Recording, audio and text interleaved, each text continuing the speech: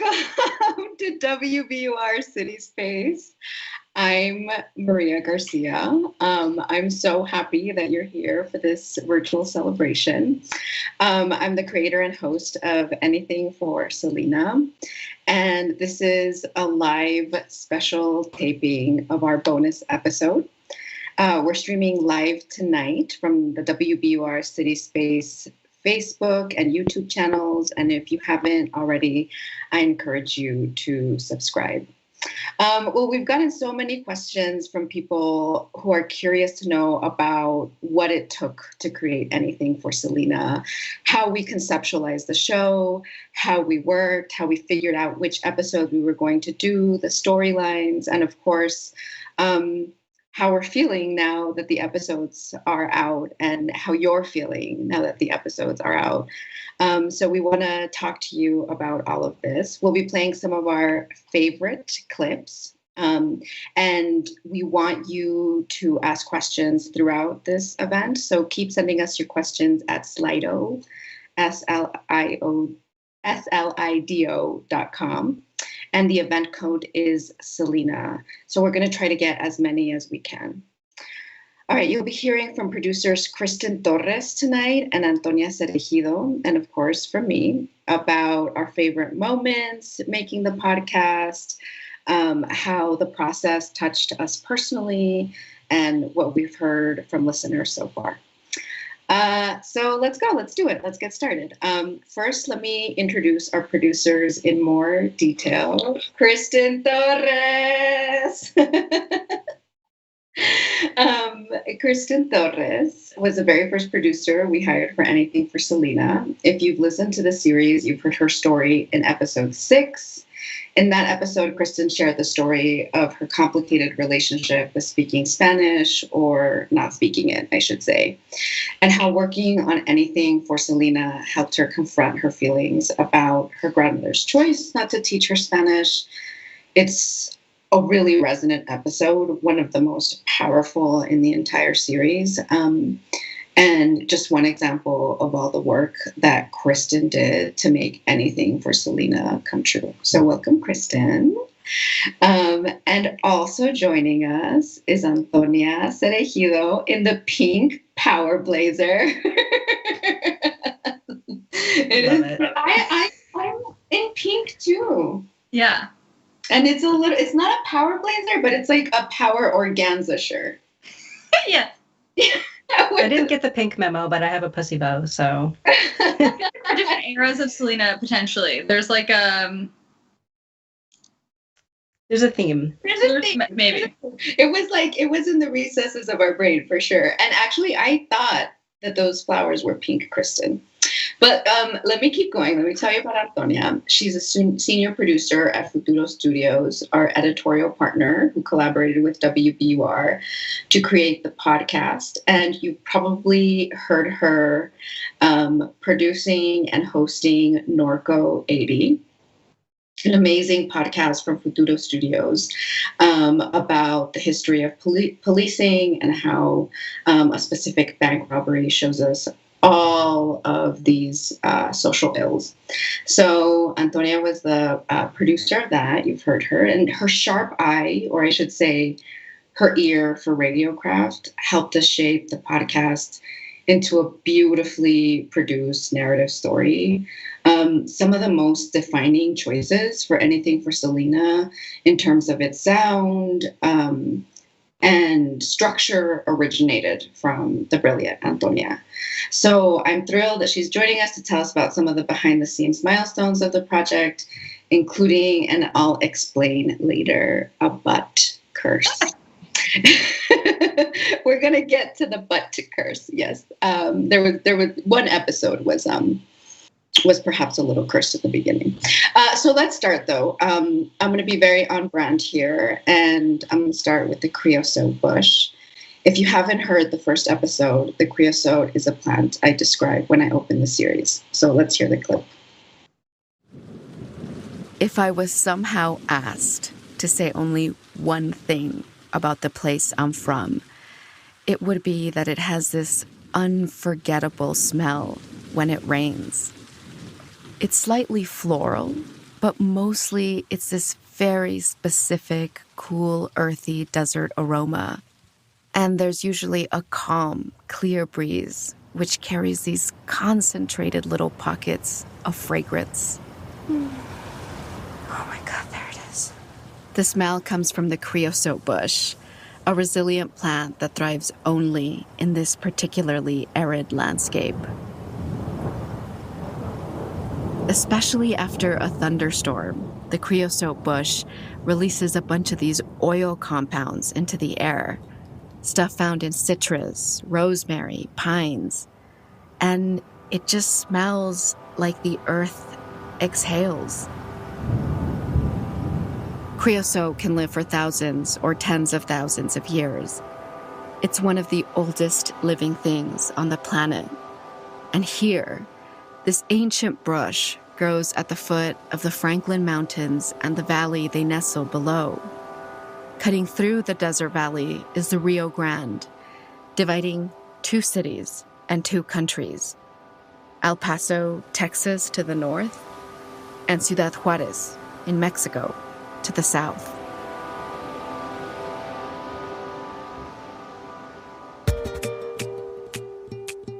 This story, my story, long before I became a journalist and moved to the East Coast, begins here.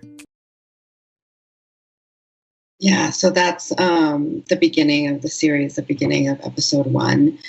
And I wanted to share this clip because I think it sort of sets the groundwork for the lens that we're telling these stories from. It was, in my day job.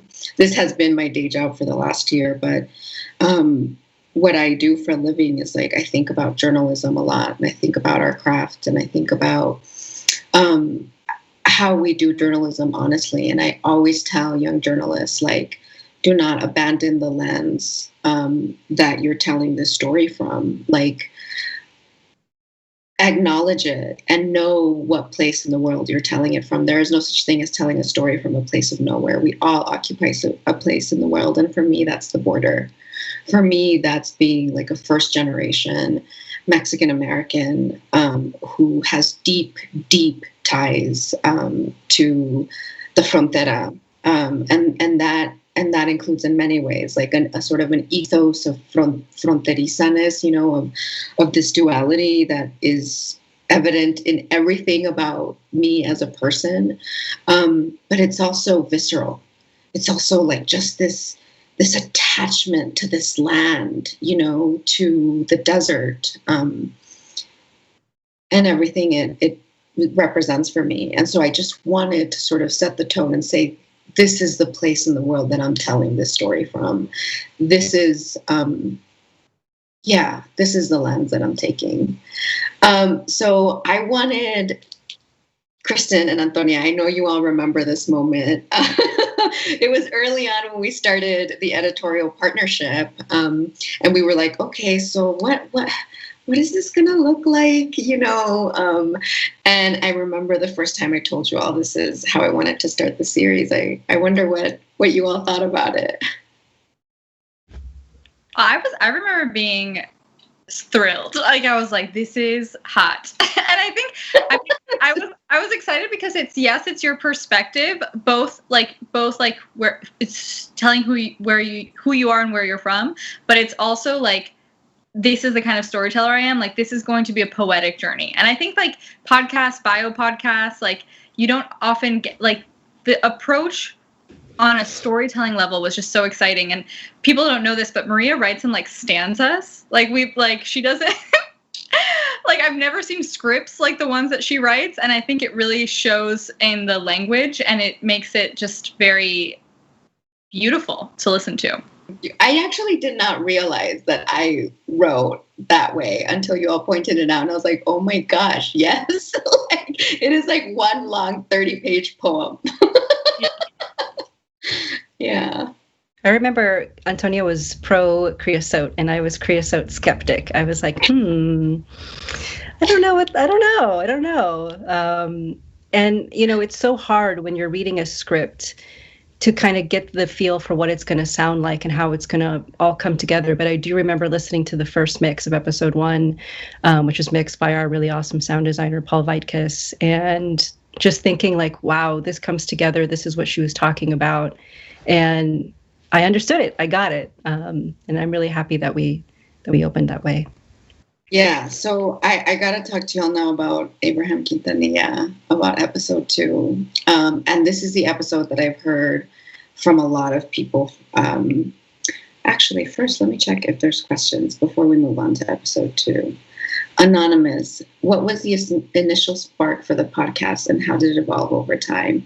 You know, the initial spark was like, honestly, truly, like just my lifelong love for Selena. Like I've been like anybody who knows me, like who's been in my life in different eras of my life, people who know me from grad school, people who know me from elementary school, people who know me from Ciudad Juarez, people who know me from New York. Like the one thing they mostly all know about me is that I love Selena and that I've loved her for a long time. So it really is just like, it was just like this life. It truly is like the result of a lifelong quest.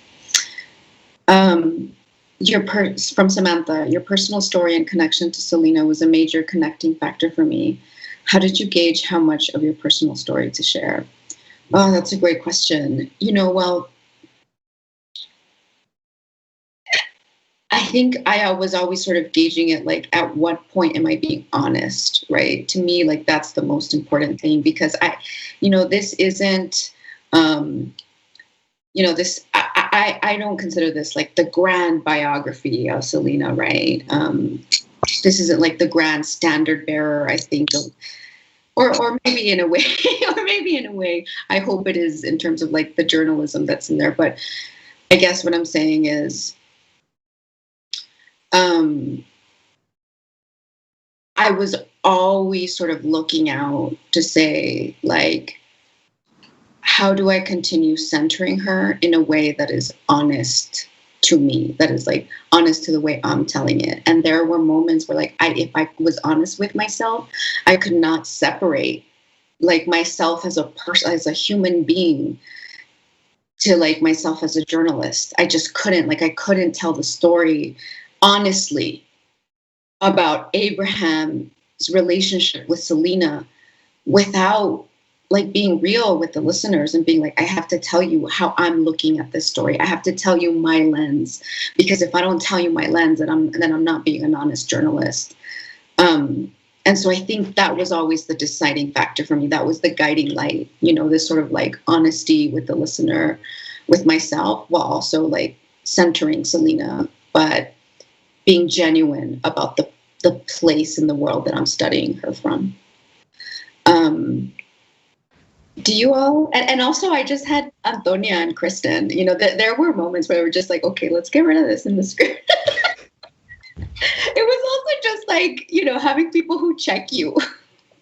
Antonia and Kristin, you checked me. There were moments that y'all checked me. I don't remember checking you, but I'm sure that there were moments. Yeah. But yeah, no, that's been part of the fun, is just like collaborating and seeing where other people's stories fit in and how they connect yours and Selena's. And so, it's just, I was always more like, oh, I just want to like see what she comes up with. That was my camp. Okay, so let's move to episode 2. So just like I was saying, this was an episode where I truly did not go to Corpus Christi thinking, oh, this is going to be an ode to Latino fatherhood and sort of breaking the narratives about Latina daughters through Selena and Abraham, and through the way that I experience their relationship, right? As a daughter who loved a father who was complicated, and who's still sort of grappling with the legacy of that relationship, with the legacy of my own father's relationship. So we decided, though, I wasn't even thinking about this when we flew to Texas. I was more thinking about, like, is he even going to see us? Is he even going to, like, I don't know. We were genuinely just really concerned because he had kind of ghosted us. He wasn't that interested in talking to us. He had flat out denied the music rights.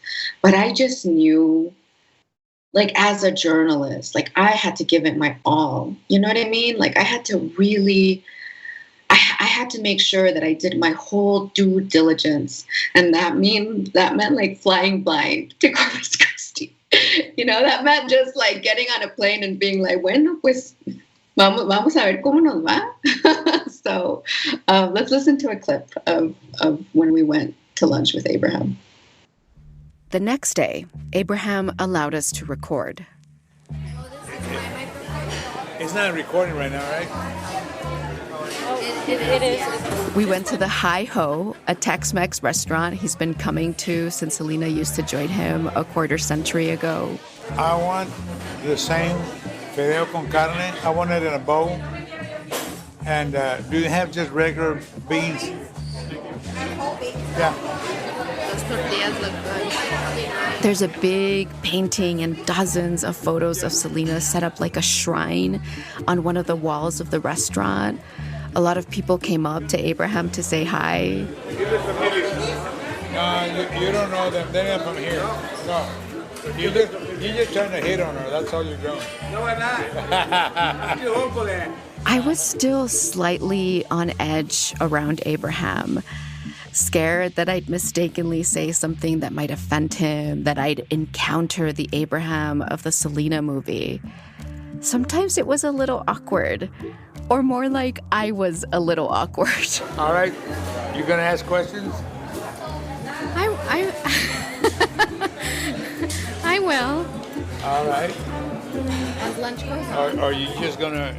I have to admit, I listen to this tape now, and I'm like, God, Maria, you ask questions for a living. You've been a journalist for a while.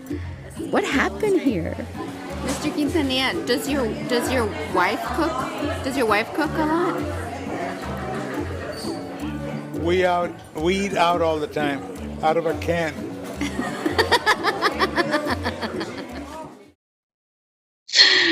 Oh my God, my laugh. Oh my God.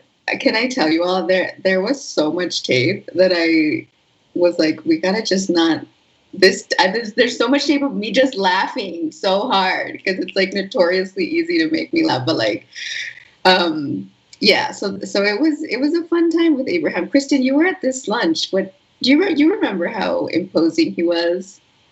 Yeah, I mean, it was always kind of hard to, I mean, he was very funny and he had lots of dad jokes, but he was also hard to kind of relax around. And I think the memory that sticks out most in my mind is when we met him, we were in his office and he had us kind of introduce ourselves. And we were like, we had our stump speeches prepared, like, this is who I am, this is where I'm from, and this is what I'm working on. And I really love Selena. And then he would just like cut you off and be like, all right, next. I was like, he would totally be like, okay.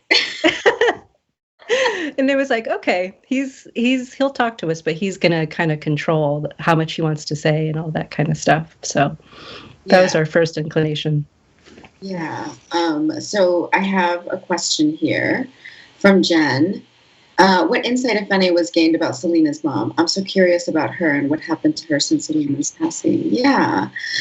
So, we did request to talk to Marcela a couple of times, and she really wasn't interested in an interview. And we always came at this, honestly, with a lot of love for Selena and a lot of respect for her family.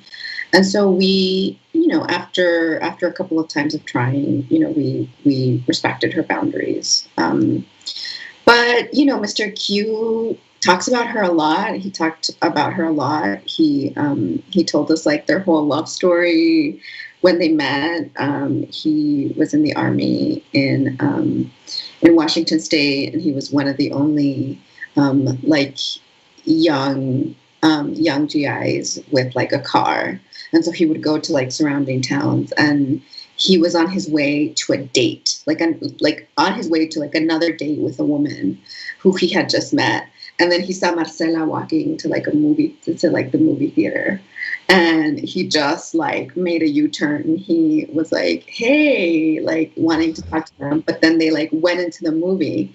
So he just waited around.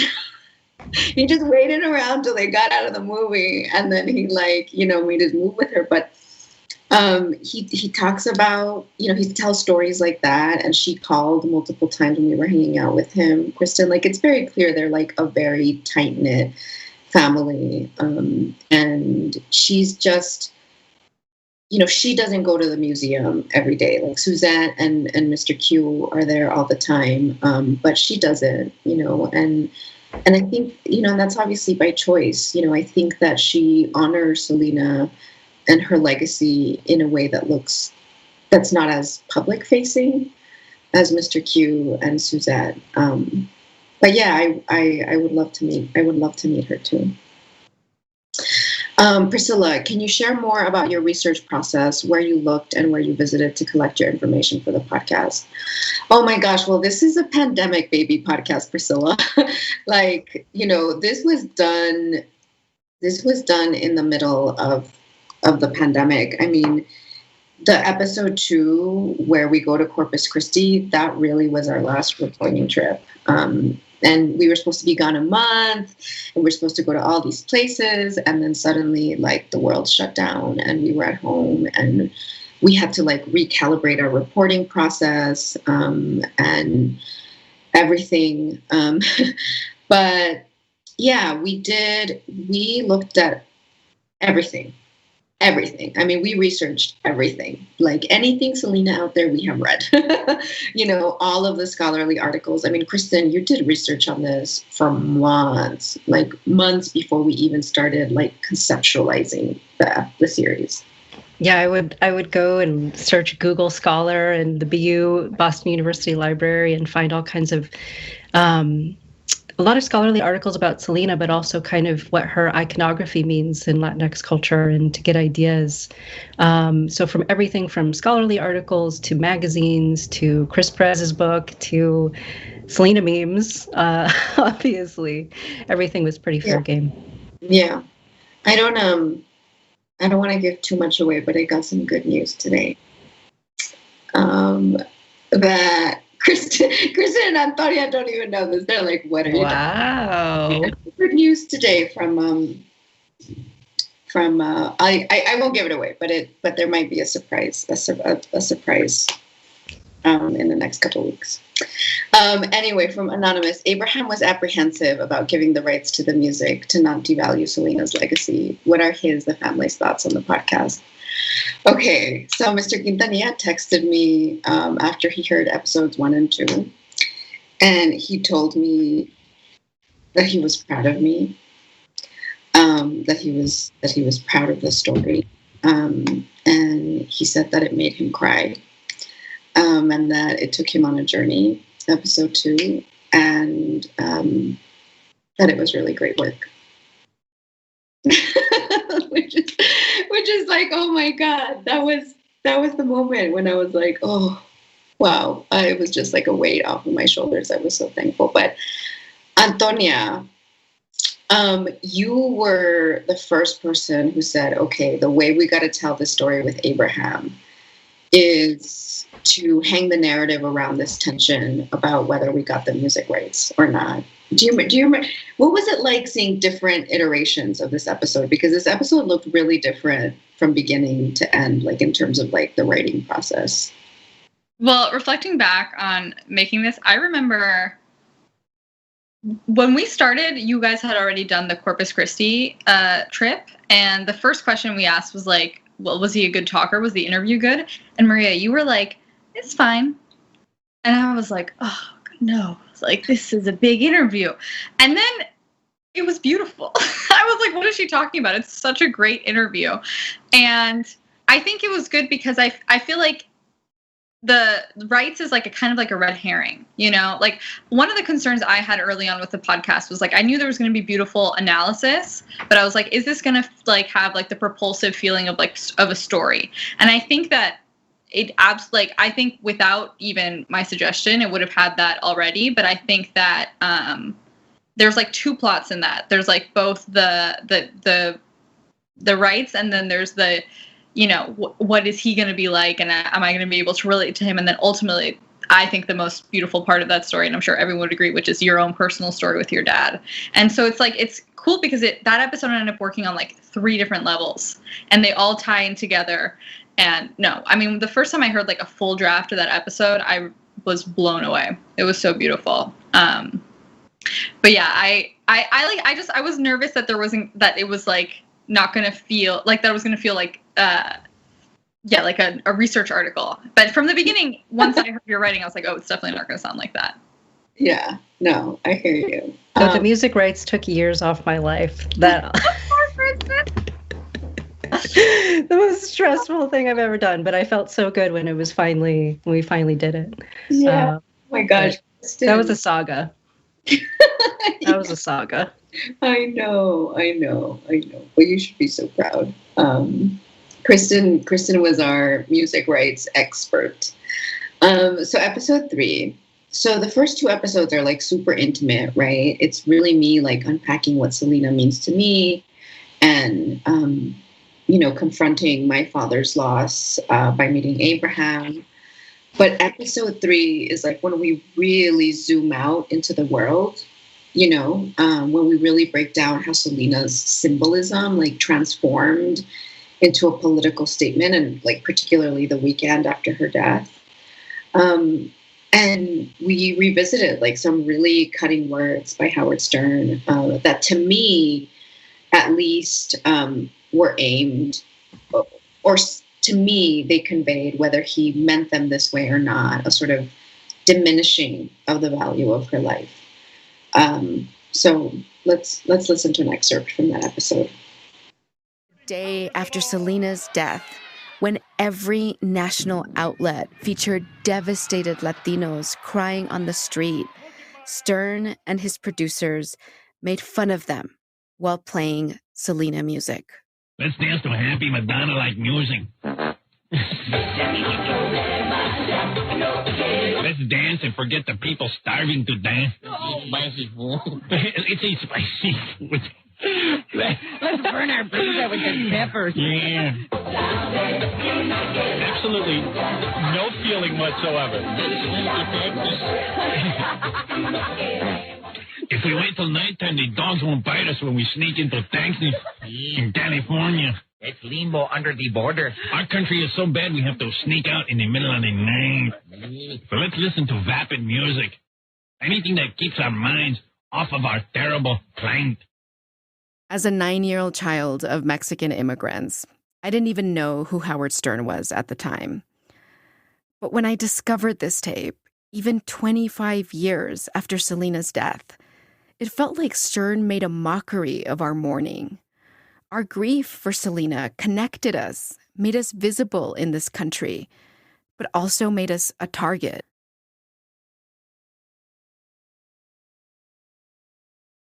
So is one that really revealed to me that mourning Selena was political, whether people wanted it to be or not. Because to not mourn her or to dismiss the mourning of Selena the way Howard Stern did was really to devalue Latino life. So this was where we really unpacked why she became a political symbol and why she's inherently a political symbol. Antonia, I wonder if you can tell us how we were thinking or shed some light on sort of, at this point in the process, how we were sort of unpacking the politicizing of Selena. Yeah, I think this was I think probably up until that point the most challenging episode we had to write, because there were so many things. One of the things that happened at that time was that there were those Trump rallies around the Selena statue, and you and Kristin had talked a lot about how you wanted to do an episode about symbolism. And there was a lot there, but I think especially because it's a podcast, all of us, every time we heard that Stern tape, like we froze. It's chilling to listen to. And like every time I hear it, I get angry all over again.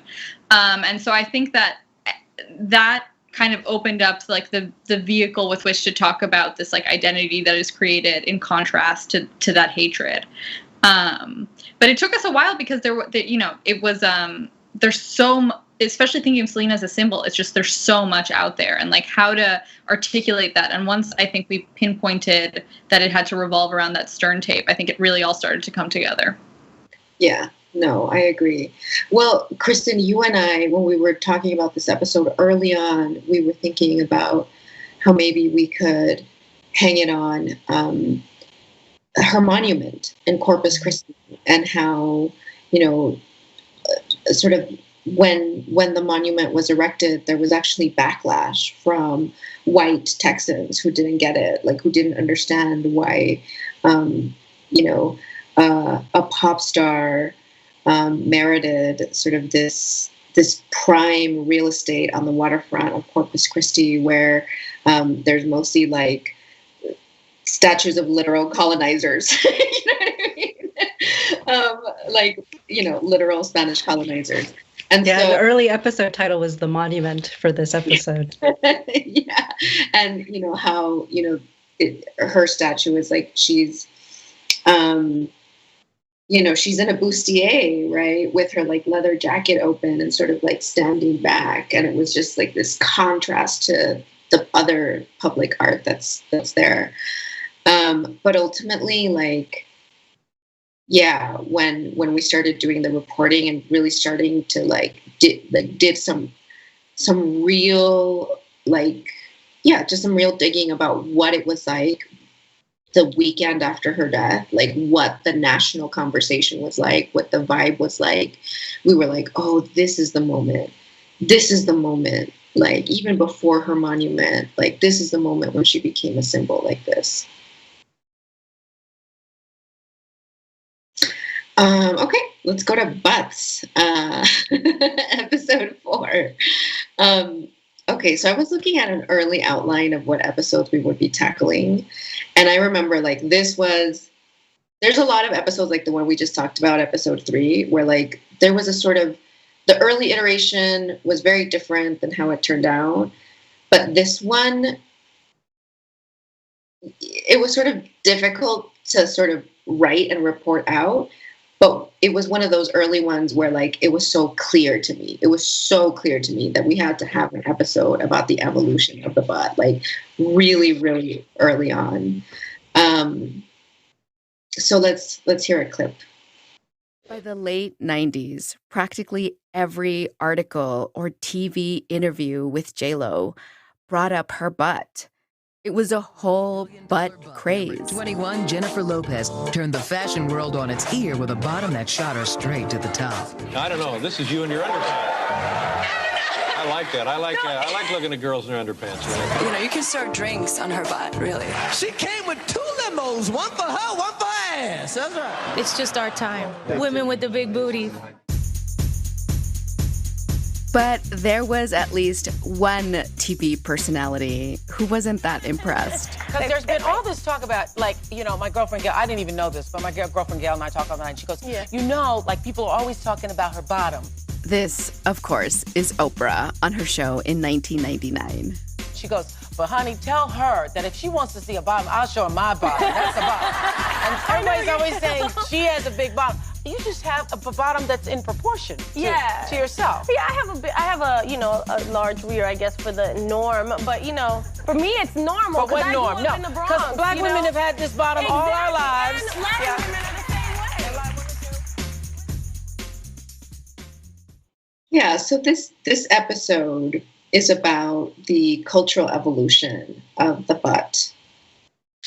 But really, it's a deep exploration on Latino identity, on at least this current iteration of Latino identity from the 90s until now, and Blackness, and how Latino identity sometimes capitalizes on Black culture. Antonia, you were the lead producer on this episode. What was it like working for you on this episode? So I remember, as fast as you said this was something you wanted to work on, I was like, I want to produce that episode. I was like, I'm obsessed. I need to do that. And it's, my voice is not part of the Selena podcast, but if there is an episode that feels very personal to me, it is this one. And it's because I think identity is something is often very relative. And like, I grew up in very white spaces, and I was the gordita in my family, and I was culona, and then all of a sudden my white girlfriends were telling me that like it was great that I had a butt. And so I'm like, I like reached puberty at the age of like the Jennifer Lopez craze. And so like I felt that. And I also felt that like my sense of identity was wrapped around a lot of like emerging Latinx content. And so I was really like all of this stuff about like Latina magazine and how they promoted the movie and like all of those things, especially I've worked for Latino USA for 7 years. So like for me, it was like understanding like how I got to where I got. And then of course, understanding like how problematic a lot of that has been.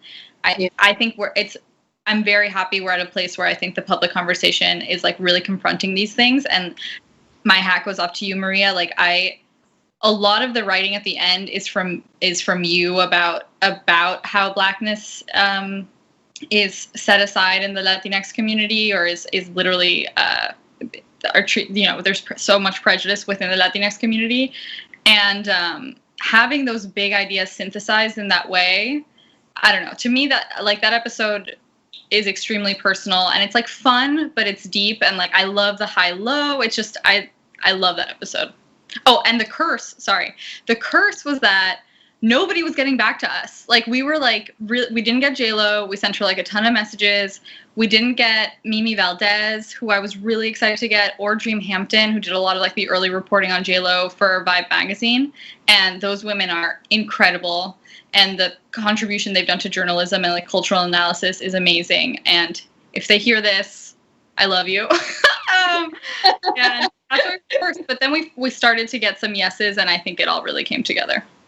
Yeah, no, and shout out to Melania Luisa Marte, the poet, who writes a lot about not just the erasure, but like the deep embedded like anti-Blackness within Latinx identity, within Latinidad. And so talking to her about this, like, I think helped us really put into context, like, why this butt, why it matters how we treat the butts, like why it matters that it was J-Lo who was able to sort of capitalize on her body and other women at the time, other artists who had very similar features, right? Mm-hmm. So that was one of the hardest episodes to produce, but one of the ones that I knew we had to do. Let's see. Anonymous. I have never seen anything that hints Selena struggled with imposter syndrome or self-doubt. Do you think Selena ever struggled with not believing in herself? That's a good question. I'm not sure that she struggled with imposter syndrome the way we talk about it now, because she started singing when she was 8 years old. It was something she was told all of her life, that she was a singer. And so I think she just sort of came into consciousness, like her identity as a person was very tethered to her identity as an artist, as a musician, because it was fostered in her from the very beginning. So I don't really think about her and an imposter syndrome in that way, but I do believe that she was much more vulnerable, and that she was much more just like human and unsure of herself in many other ways. The story that we have in the butt episode, for example, in episode 4, when Big Bertha gets the keys get stuck inside Big Bertha when they're at the Whataburger, and Selena tries to save the day, and she's like, no, don't call a locksmith, I'll get in through the passenger side window. And she tries to get in, and then she gets stuck, because her butt can't fit. And Mr. Quintanilla told me, like, it got a little hairy. Like, at one point they wondered, like, if they had to call the fire department. Like, things got things were a little scary for a bit, because she was stuck. And, it became sort of like the story became lore, like band lore, and people talk, the musicians laughed about it often. And that night they laughed about it. And, Mr. Quintanilla told me she never laughed about it, and that night she cried. Like she cried on the bus on the way home, like after it had happened. She wept. And, I wonder, what it was like for her to be so visible, This was pre-internet, but already like people talked about her body constantly. And of course that's every pop star. And I know, she was fostered for that. And, but there's a lot of other moments of vulnerability. Like Chris Pettis in his book, To Selena with Love, he talks about how she had nights where, it didn't happen often, but once in a while where she would just cry and cry. And, he talks about like, there were moments where she would just sort of collapse on the floor, that happened a couple of times because of how stressed out she was, because of the pressure she felt, and feeling pressured in different directions, with her artistry. So I don't really think about imposter syndrome in that way in her, but I do think that she was much more vulnerable and human, than how she's been presented, for sure. And Kristin, you did a lot of research on her. Like you found moments, like I feel like when we talked about Selena, we talked a lot about her like as a person, Mm-hmm. Yeah, and I think so many of the interviews that we've seen, we've seen like every interview that exists. What always struck me is that so many people asked her, like, you are such a good role model. What is it like to be a role model? Almost as though they were putting, she took it in stride, and she would say, like, I do see myself as a role model, and I do try to, have the best example that I can because I have a lot of young fans. But I do sometimes wonder, like, that's a lot of pressure for someone so young to feel, especially in the 90s, especially in that cultural moment, to feel the weight of representing not only young women, but sometimes an entire culture. And that just must have been a lot of pressure that I wish that we could hear her talk about what it was like to do that. We hear so much about Britney Spears right now and what it was like to have all of that pressure and media attention, and you wonder what it does to some of the people that we love the most and celebrate. Yeah, totally. I agree. Another question, Maria, you've mentioned that it's taken years for this podcast to find a home. What kind of pushback did you get along the way? Honestly, I think it took proving that I was ready. Honestly, like, I had this idea. The first time I pitched it, was probably like 3.5 years ago. And I was new to public radio, and I just wasn't ready. And there was like rightful skepticism.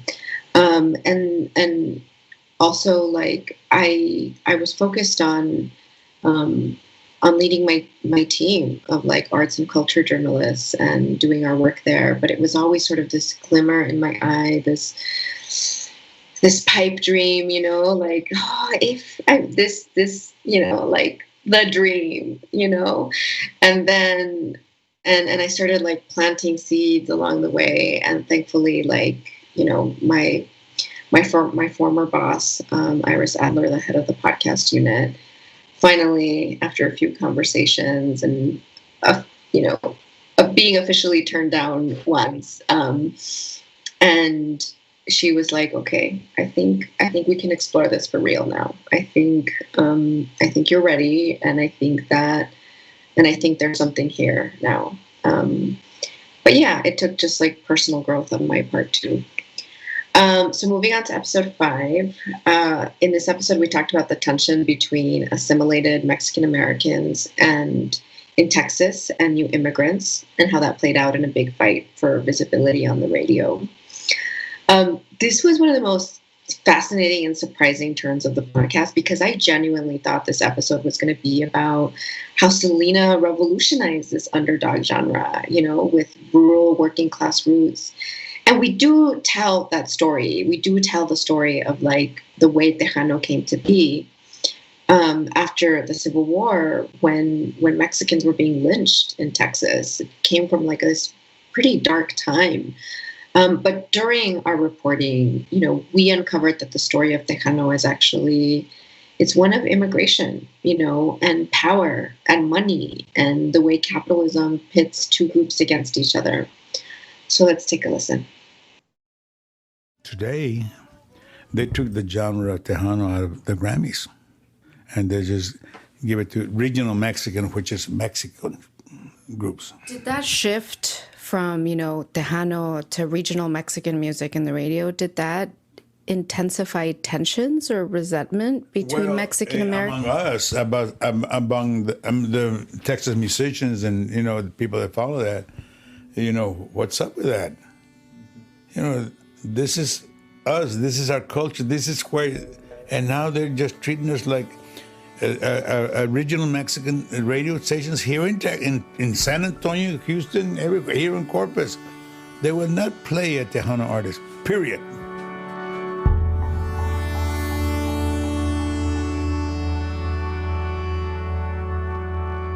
This is hard to hear because my parents are part of that 90s wave of immigration to the U.S., the one that contributed to the changes in radio. My mom listened to the radio stations that the Tejanos didn't understand and maybe didn't like. Those radio stations made life easier for immigrants like my mom. She listened to them to hear people like her, to feel at home. How did something that made my mom feel grounded here work to make Tejanos feel displaced in their own state? The American corporations don't care about cultures. They care about that mighty American dollar.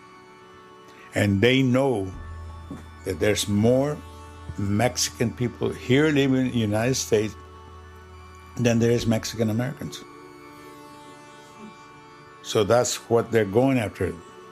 Because there's money, more money.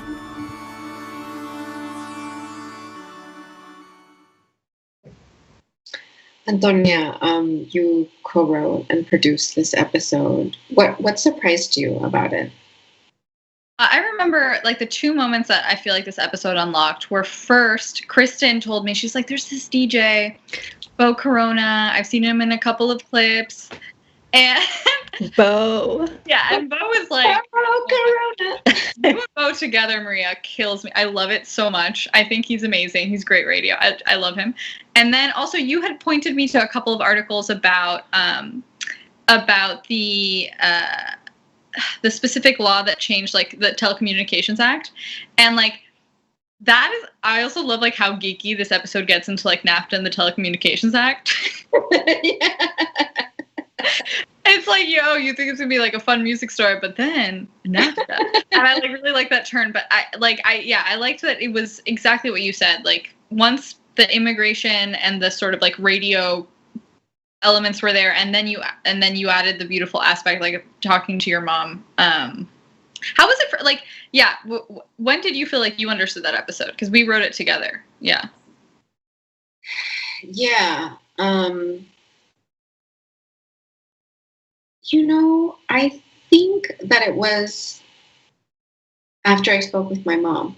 I think for sure. It's like my mom provided so much clarity throughout this whole thing because she provided this perspective. Like she sort of, I remembered how much like radio we listened to, talk about like 91, 92, 93, like radio, analog radio was still like such a thing, especially in like, working class immigrant communities like mine, like my mom listened to 97.5 La Que Buena, and she loved the DJs, and it was like a way for her I remember her doing yard work and just cleaning around the house and just having the music on all the time. And it was Regional Mexicana. And if I think about the soundtrack of my childhood, like what shaped this part of my identity, right? This like musical expression, like what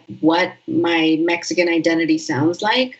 It's that. It's like Regional Mexicana, you know, it's like Los Tigres del Norte, you know, and stuff like that. So I think that's when I talked to my mom, I was like, here's the heart of this episode, is that like people are connected to these scenes, to these music scenes in this like very personal way. And then the other thing is that there's a great conjunto documentary on PBS where you'll learn more about accordions than you've like ever thought you could learn about. There was like I was like, wow, I have a brand new, very deep appreciation for the accordion after working on that episode. Yes. Oh my gosh. I mean, when I was ending the episode, I was like, you know, that line where I talk about where we realized that it all has value, you know, the working class accordion, the like dignified mariachi, the you know, the American pop, like everything, it sort of comes to shape us. Okay. Episode 6. Oh. I think this is, I wanted to end on this episode because this is such a big part of the heart of the series. So Kristin and I have been on the Selena journey the longest, for more than a year. And Kristin, when you told me that story about how your grandmother, you know, didn't allow your mom to speak Spanish to you or to teach you Spanish, I knew that we had to explore including it in the podcast because I knew that we really had to like go deep on Selena's legacy of like legitimizing not speaking Spanish or not speaking Spanish fluently. And you know how for so long you fled your roots. And I think that's a common story for a lot of Mexican Americans. So it was an incredibly personal and like sometimes painful story for you. Let's hear an excerpt from it. Some of Selena's most beloved moments are when she struggled in Spanish, like on this infamous clip from her appearance on Cristina, where she got a roaring laugh from the audience for saying the number 14 wrong. Te voy a decir un secreto. A ver. Casi todos los diseñadores ponen, si es un 16, lo ponen que es un 14. Un 14. 14, perdón. Disculpe. 14. Así se habla. Ese es Tex-Mex, 14. Pero me entiendes, ¿verdad? 14, disculpe. Selena says the equivalent of 10 and 4 instead of 14. Cristina is like, that's so Tex-Mex. And Selena's like, well, you understand me, don't you? Sure. People would poke fun at her sometimes. Y me acuerdo cuando llegó Selena al show de Johnny Canales, no sabía ni una palabra en español. This is a clip from the Johnny Canales show when Selena was already super famous. And Johnny Canales is still like, oh, remember when you were a kid and you didn't speak any Spanish, just the word for money? La única palabra que le decía a su papá era dinero. Ahora sabe dos. Papi, ¿dónde está mi dinero? Es todo. Y ahora es papi, ¿dónde está mi dinero? Y no está el mall. And Selena just plays along. It was one of her signature things, never taking herself too seriously. I mean to speak Spanish. And there's this, one of the most famous and most quoted lines of the 1997 biopic, when Selena's getting ready to give her first big press conference in Mexico. Flanked by journalists, she tries to explain in Spanish how she feels. ¿Tienen preguntas? En esta tu primer visita a México, ¿cómo te sientes? Pues me siento muy orgullosa de estar aquí con todos ustedes y me siento muy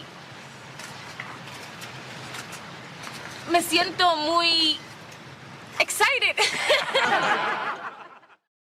Oh, that clip, it still gets me. Like, it's still so endearing when I hear it.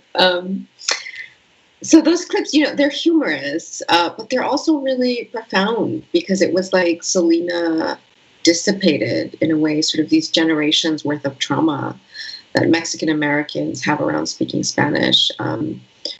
Trauma that we see in our own families. And Kristin, with your grandmother, Carmen, who grew up during repatriation, when local governments were deporting Mexican Americans to Mexico, even if they were U.S. citizens, just because they looked or sounded Mexican. What was it like revisiting this chapter in your family through this episode? It's really interesting because so much of the way this story was articulated and kind of came together, it really was the product of the research about Selena and the research about her own story, and hearing from Abraham and hearing from Suzette about why, maybe Selena originally didn't speak English and Spanish. And so it was kind of going through the same source material and essentially finding these parallels in my own life. And it really all kind of brought it together and made me feel like, oh, this was what kind of was going on in my own life, and especially exploring some of the history of the repatriation and the language policing. They tied back to these stories that my grandmother would tell me, but she would be very vague about them. Like, we had to be careful, we had to watch what we were saying, and I never really put it together until we traced the timeline, and I was like, oh, that's when she was a child. And so that's when it all kind of came together. And she's here. I'm wearing her necklace. So this has been a really special episode to It's been a real pleasure and an honor to share that story and to hear that story in your voice as well. Yeah, and we've heard from so many people who related to this episode so much. Like, so many people who said, "This was my story." It's like you were telling my story, and that's been so powerful. Let's go to some questions. The most recent episode was incredibly powerful. What do you think is next for Latinidad?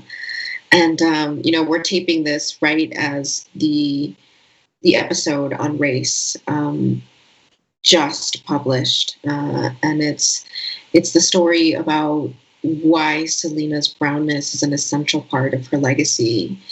And it's a story about Mexican identity and racism through the lens of my own family, and the colorism and racism that my grandmother, experienced as an Indigenous woman, and the favoritism that I did as a fair-skinned girl.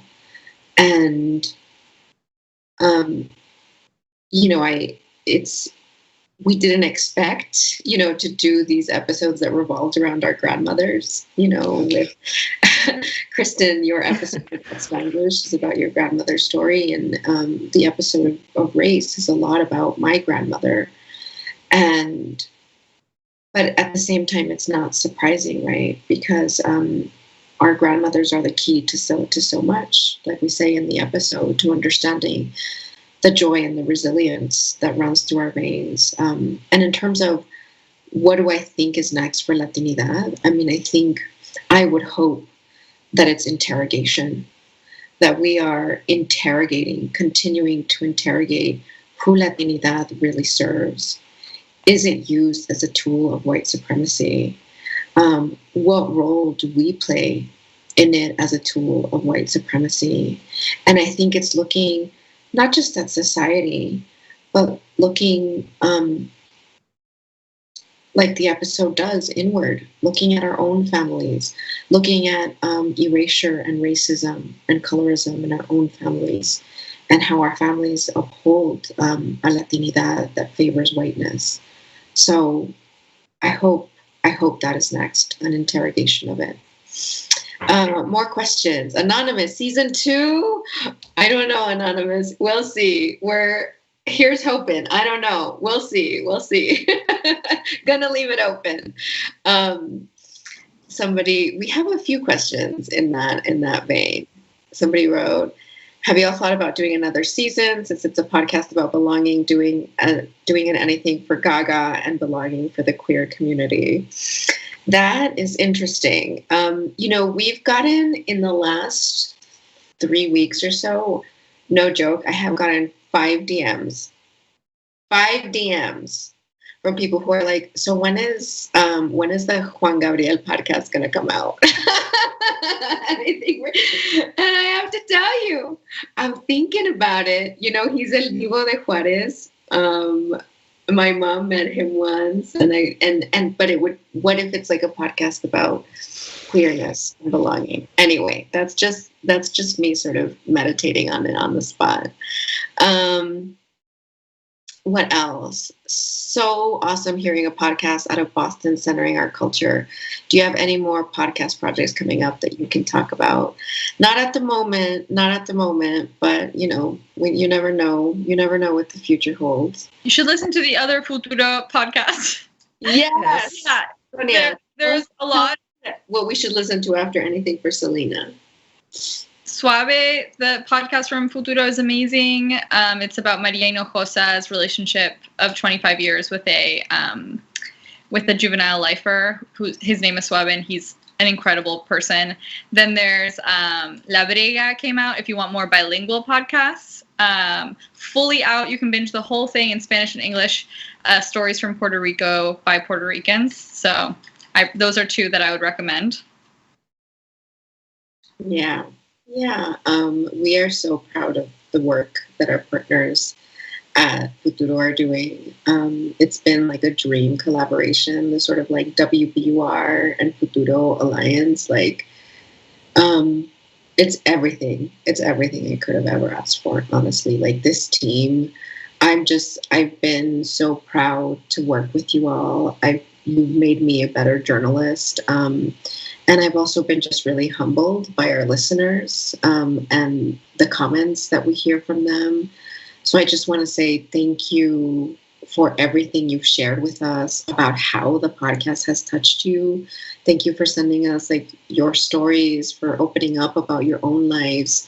That's been the most beautiful part of this, is to hear people say like, oh my gosh, listening to the podcast led me into my own path of exploration, my own family, my own roots, my own identity.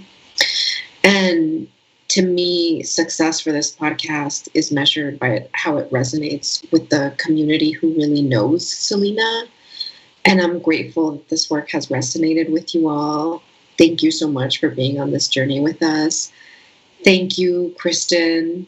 Thank you, Antonia. Thank you to Juan Diego and Ben and Marlon and everybody who's involved in the podcast. Paul Weidkiss's beautiful, beautiful sound design brought this This would not be the podcast that is without his sound design.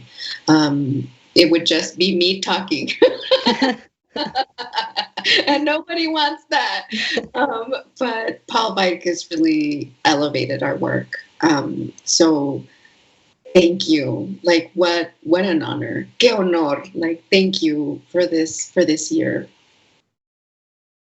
Thank you, Maria. And, this has been a journey that I never expected to go on. I told you the other day, I had a totally different idea of what this podcast was going to sound like. And it's just been a learning, one of the first projects that I've ever really did a deep dive on. And I always joke that you're a job creator, Maria. And, you talk a little bit about how when we ascend to places, how it's about bringing others with us. And I definitely feel like that's something that you've done with this podcast. So I appreciate that. Oh, thank you, Kristin. Thank you. I would not have chosen anybody else to be on this journey with me. And that includes all of our listeners. Thank you so, so much. Thank you, Selena Gang. If you enjoyed tonight's event, then you'll want to check out the rest of the CitySpace lineup. You can sign up for their events newsletter and see what else they've got coming up at wbur.org/CitySpace. Thank you so much, everyone. Always muy excited to have you all with us. Have a good day.